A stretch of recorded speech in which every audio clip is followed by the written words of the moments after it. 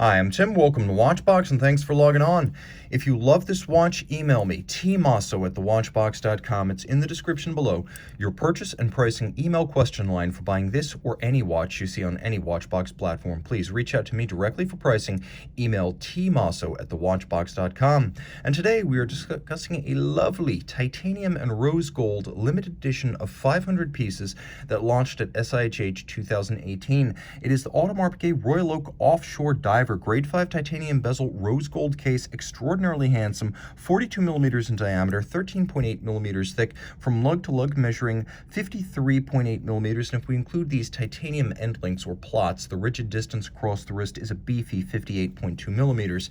Now, I've always encouraged folks to look at Offshores and Royal Oaks as bigger watches, read them as larger than their rated size. So while this watch is technically a 42, it wears like a 44 to a 45 conventional round watch, and that's borne out on my wrist, which is 16 centimeters in circumference. I would have no trouble wearing this watch, and I would say if your wrist is down to 15 centimeters circumference, you're going to wear it well. It's nowhere near as thick as the chronographs because, of course, there is no chronograph module, but the timepiece is broad. It helps itself with a case band that's a little bit sloped at its edges. You can see how it sort of wraps around the edge of the wrist, but 15 centimeters circumference wrist or larger is ideal. Because it is flatter and the bezel is rounded on its side, it will fit beneath jacket cuffs. Take one last look down the barrel, one from over the top, a little bit of a distance shot to get a better sense of the watch in proportion to my wrist, and the cuff shot one more time. The strap is lovely.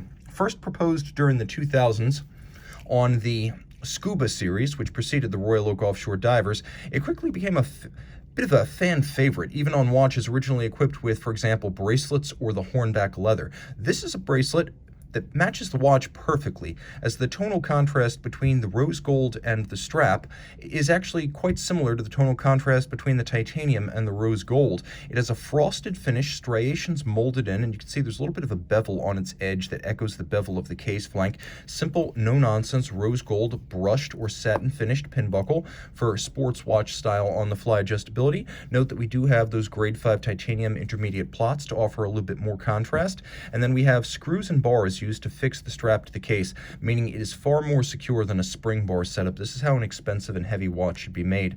The detail runneth over, absolutely gorgeous. Not just the hand-finished satination and the expanding polished bevel on the case band, but look at the micro beveling, the polished bevel on the shoulder guards for the crown itself.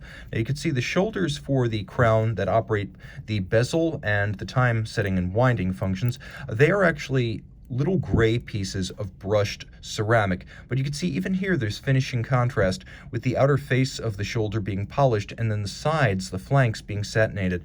You do have an internal ratcheting bezel. This is an ISO standard dive watch. And as you can see, 300 meters water resistant with an internal rotating bezel. We'll do a loom shot a little bit later, and I think you'll like what you see. You have a wonderful impromptu 0 to 60 minute count up timer. I've always preferred a dive bezel to a chronograph because it's easier to read. And I find that this watch gives you all of the timing capability you'd get on the chronograph, unless you really need to time intervals amounting to hours.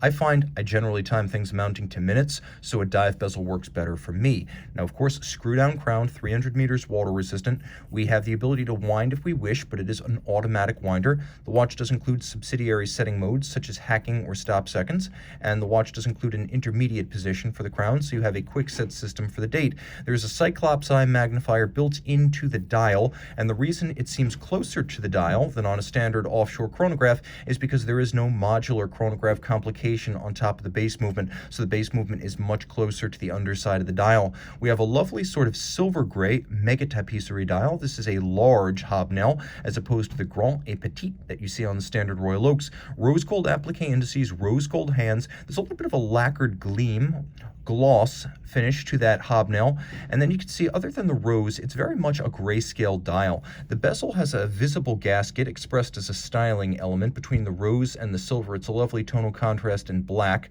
and you can see that the flank of the bezel is alternately satinated at its base and polished on its upper flank, and then there's a sharp break from the polish to the satination on the hood. We have these hexagonal steel bolts that are inside the bezel, and these are an age-old Royal Oak styling trait dating back to the first one in 1972. Gerald Genta designed the original Royal Oak. Emmanuel Guet designed the original Royal Oak Offshore. And you can see that's why the crowns are hexagonal in form. The bezel was designed to reference a vintage diving helmet. So that's where that shape comes from.